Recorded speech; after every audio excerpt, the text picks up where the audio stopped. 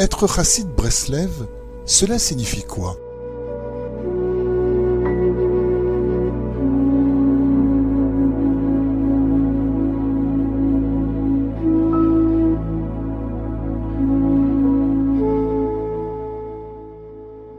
Bien entendu, un chassid suit les halachot, les lois juives, telles qu'elles ont été définies par le Shulchan Aruch.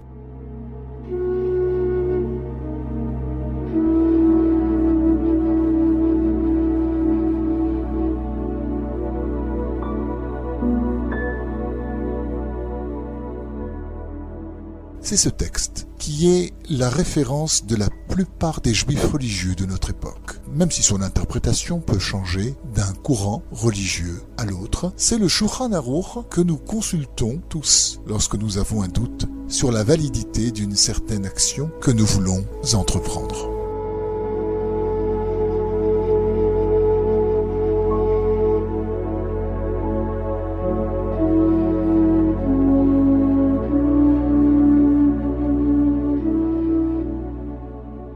La vérité est que la majorité des Juifs qui suivent le Shulchan Aruch n'est pas chassidique. Leur tradition vient plutôt du courant lituanien. De fait, c'est en Lituanie que les masses juives habitaient depuis le XIIIe siècle, et ce, jusqu'à la Shoah.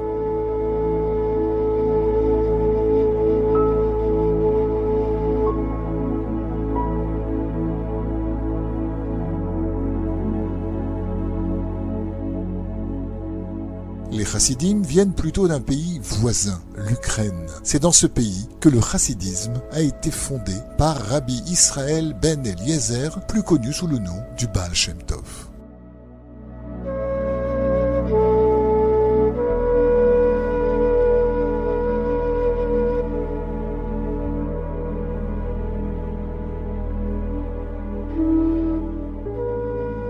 En hébreu, le mot chassid signifie être pieux. Sa racine vient du mot chesed, qui signifie amour. Ainsi, être chassid, c'est mettre la piété et l'amour des autres au centre de notre vie.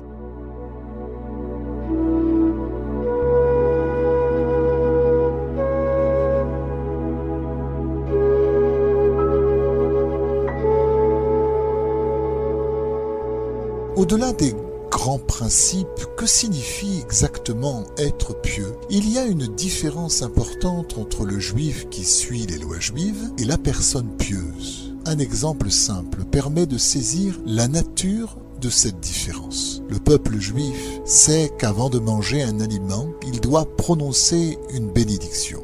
Ainsi, il pensera chaque fois à formuler la bénédiction avant de manger. De la sorte, il se sera acquitté de son obligation religieuse.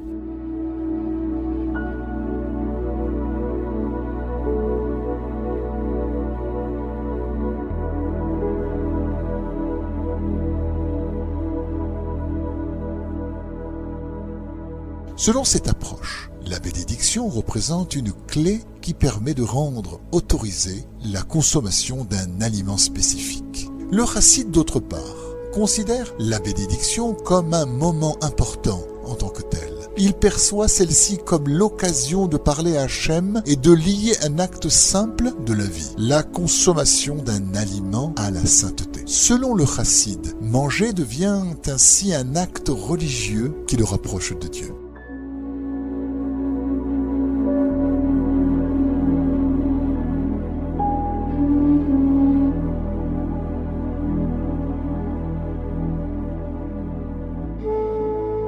Au premier abord, la différence entre les deux approches peut ne pas sembler très importante. Pourtant, elle représente deux conceptions différentes de la vie. Selon la première approche, avant de faire quelque chose, il faut s'assurer que cela soit autorisé. Selon la deuxième, on se sert de ce qu'on doit faire pour se lier à Dieu. C'est sans doute pour cela que la racine du mot chassid est importante. Le mot chesed, voulant dire amour, on envoie le message suivant à Hachem. On l'aime d'un amour puissant et on désire qu'il devienne notre intérêt principal, voire unique dans notre vie.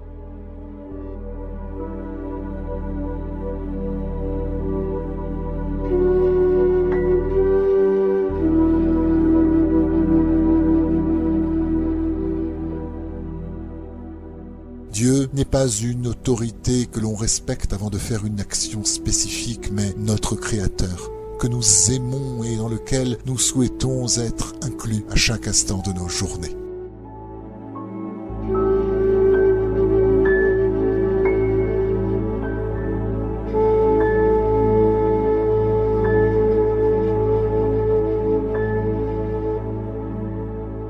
Vient s'ajouter à cela la Chassidut Breslev. Il y a plusieurs façons de définir l'apport important de Rabbi Nachman dans notre relation avec le divin. Sans hésiter, c'est de nous avoir donné tous les outils nécessaires pour faciliter notre rapprochement avec Hachem. En d'autres termes, Rabbi Nachman nous a facilité au plus haut point le passage de la théorie à la pratique.